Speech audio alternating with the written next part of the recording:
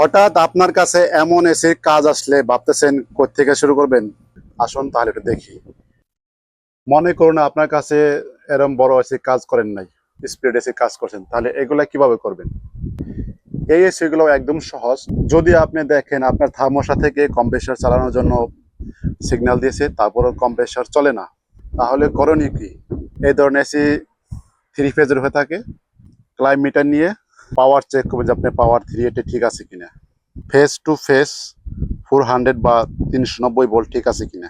এখানে নিউট্রাল ব্যবহার করেছে, দেখুন যে যে কোনো একটা ফেস থেকে নিউট্রাল 220 ভোল্ট বা 230 ভোল্ট আছে কিনা। এই ট্রান্সফরমার 24 ভোল্ট বানায় কিনা। এই যে সবগুলা যে কন্ট্রাক্টর আছে, এইগুলা সব 24 ভোল্টে চলে। যদি দেখেন যে আপনার 24 ভোল্ট বানায়, তারপর চেক করবেন ফেস ফেলার। এটাকে ফেস ফেলার বলা হয়। ভালো করে দেখেন, এখান থেকে থ্রি ফেস এখানে ডাইরেক্ট এসেছে।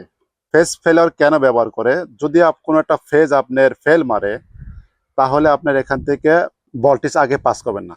ট্রান্সফরমার 24 ভোল্ট বানানোর পর এই 24 ভোল্ট প্রথম গেছে ফেস ফেলারে। ফেস ফেলার কাজ হলো থ্রি ফেজ চেক করা। থ্রি ফেজ ঠিক থাকে তাহলে 24 ভোল্ট আগে পাস করবে, তা না হলে আগে পাস করবে না। কিট চলবে না, কিছুই চলবে না। দেখতে পাচ্ছেন দুটা কিট আছে।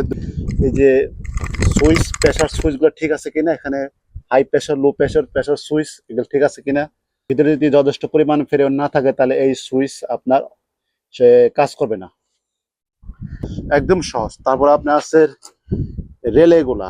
যে আপনি রেলে গুলা দেখতে পাচ্ছেন, যে ওখান থেকে যে হাই প্রেসার, লো প্রেসার যে সুইচ গুলো আছে, এই রেলে গুলা এখানে চলায়। দেখবেন যে কন্ট্রাক্টরের কয়েল ঠিক আছে কিনা।